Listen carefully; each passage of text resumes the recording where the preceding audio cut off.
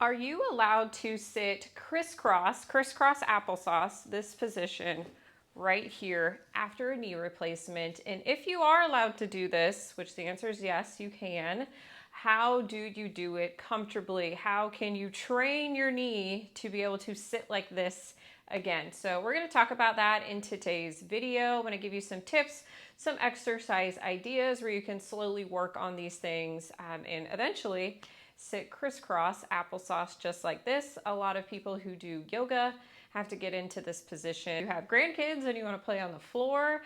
This is a popular position to get into as well. If you are new here, my name is Dr. Samantha Smith. I am a physical therapist and a knee replacement specialist. So I only see knee replacement patients. All my social media is dedicated to knee replacement recovery tips and tricks. I have a website as well where I teach educational courses pre and post knee replacement. I have online exercise classes for pre and post knee replacement as well.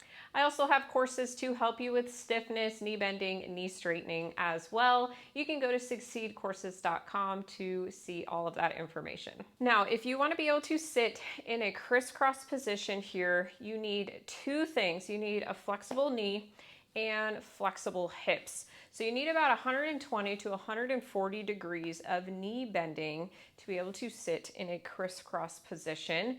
And you also need some good mobility of your hip as well. Sometimes when you get into this position, the knees might be a little bit more up.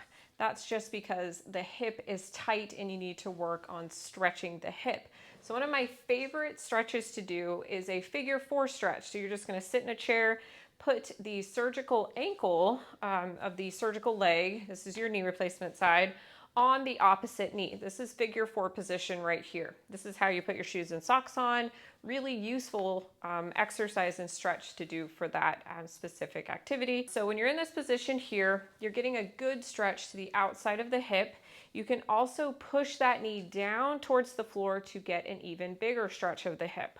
A lot of times when people are in this position, the knee is more up like this, and you need to slowly give it a little bit of a push down towards the floor to stretch that outside of the hip. So this is a great stretch to do.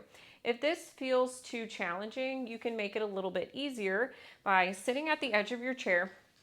Place that non-surgical leg out in front of you a little bit straighter, and then the ankle is going to go on your opposite shin. So you're a little bit more stretched out in this position, a little bit less challenging when you stretch this way. So this would be a level 1 figure 4 stretch, and this would be level 2 figure 4 stretch.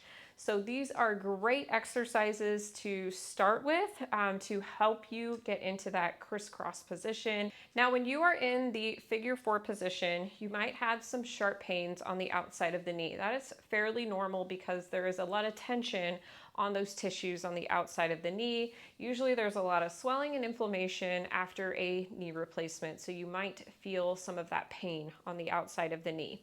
If this is the case, what you're gonna do is instead of putting your ankle on the opposite knee, you wanna put your shin on the opposite knee. So you have a triangle right in between your legs here. You're gonna make your triangle smaller by putting the shin on the opposite knee. That's gonna create less torque on the outside of the knee, creating less pressure for those outside lateral tissues that get irritated really quickly with this type of stretch. Some people can do the figure 4 stretch with no issues whatsoever, but there is some people who do have that pain on the outside of the knee. This is a great modification for those people. So those are your two things to work on. Work on knee bending, getting full knee bending, and then work on your hip mobility as well to help you get into that crisscross position. So hope this video was helpful. If you have any questions, please leave them in the comments below. You can also visit my website, succeedcourses.com. Thank you so much for watching.